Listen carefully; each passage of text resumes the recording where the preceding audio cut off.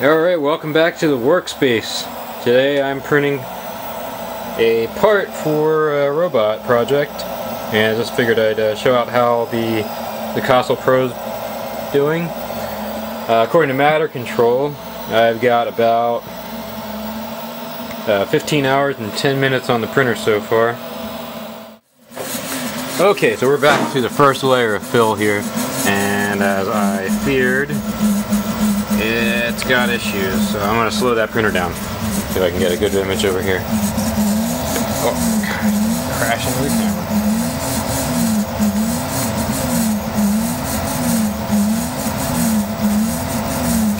Let's slow that down to half speed. Hope that improves.